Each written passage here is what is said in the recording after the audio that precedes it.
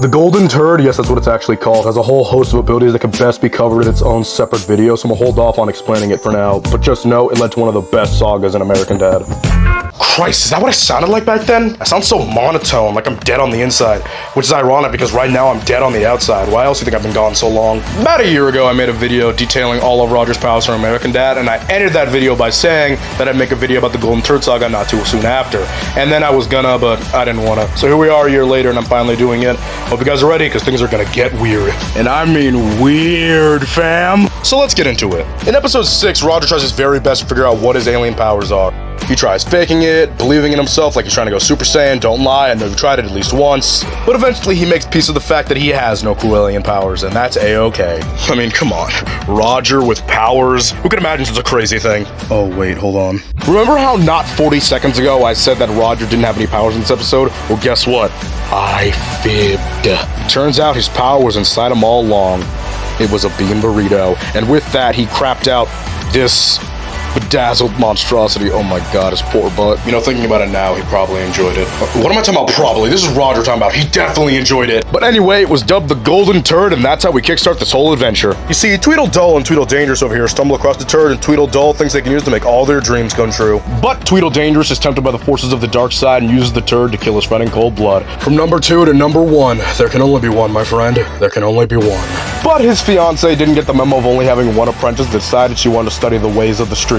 Now realizing he has no bro and no hoe, he has a mental breakdown, decides to go more with the force, or, what the flush. I don't know, I don't have a pun for everything. Afterwards, the human form of the donut cop from Gumball finds the turd and takes it home to his absolute psycho of a wife. Since he realizes crooked cops are a dime a baker's dozen, he wants to do the honorable thing and turn it in. But his wife isn't really a fan of the strawberry stick in the mud flavor, so she decides to spice it up with some rat poison sprinkles. Then, after the most kick-ass episode of VeggieTales ever, Jesus and his cronies find the turd in some place called Boca Raton.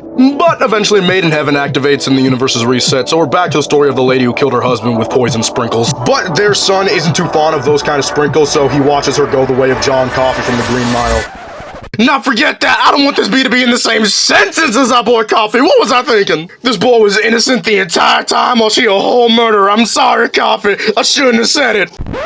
Then, after hearing a kid get isekai'd outside, he discovers the turd and decides to go on his own magical adventure. And I have dubbed that anime as That Time My Son Got Isekai'd, so I tried to become president with a golden turd. But the show was absolute ass, so they leaked his address somewhere online and he went the way of the dodo. The killer was safely apprehended not too soon after, and the turd was found by this nice little housemaid over here. Realizing the danger it poses to toilets everywhere, she brings it to the Illuminati where they discuss what to do with it. Eventually, they come to the consensus that the only way to bring peace back to the world is to return it from where it came from. But since this is Roger, who is very familiar with butt play, he crabs it back out and then it's stolen by Steve Harvey. And then Stan takes it, but since he's not immune to the effects of the turd, he takes it and goes on the run for years until the family finds him and they all kill each other. Roger, for once in his life, feels remorse for what he's done and sheds a tear, which activates the turd's secret ability, Bites the Dust, which he uses to warn his past self of the dangers to come, and then he decides to hide it in a place where no one will ever find it, in Boca Raton. Oh wait. And that was the Golden Turd Saga. Hope you guys enjoyed it, because this video was hecka tedious to make. Well, not as tedious as making a video about all of Roger's personas, but who would do that?